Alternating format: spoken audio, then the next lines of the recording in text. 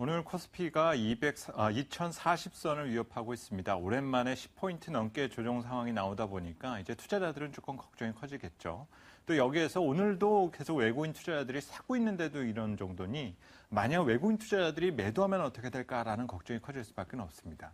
하지만 현재 글로벌 유동성 조건은 별로 나쁘지 않다는 점을 강조드리고 싶은데요. 이는 현재의 어떤 경기 전망이 조금씩 안 좋은 쪽으로 흘러갈 가능성 자체가 크기 때문입니다. 올 10월에 IMF는 정례 보고서를 통해서 2014년 글로벌 경제 전망을 밝혔는데요. 그 내용을 한번 보시면 내년도 올해보다는 경제는 좀 더 소폭 성장할 것으로 예상을 하고 있습니다. 올해 약 2.9% 성장에 그칠 것으로 보고는 있지만 내년 3%대 중반의 성장이 회복될 것으로 보고 있고요.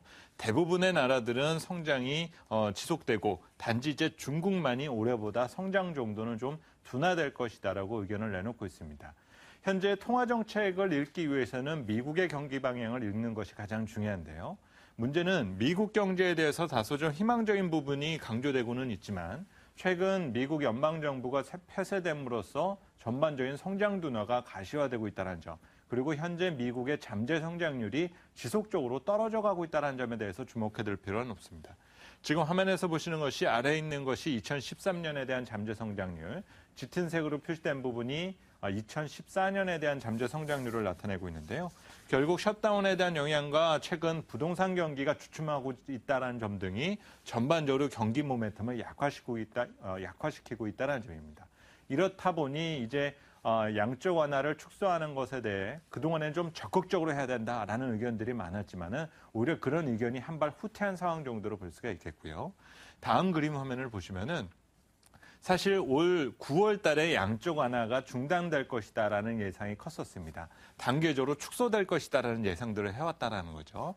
하지만 현재 예상은 장기 국채는 적어도 내년 3월까지, MBS 채권에 대한 매입은 적어도 내년 6월 정도에나 줄어들 수 있다는 점 등이 예상된다는 점인데, 그러면 여기서 주목되는 것은 이렇게 양적 완화가 지연되면 지연될수록 시장에 공급되는 유동성은 그만큼 커진다는 점입니다.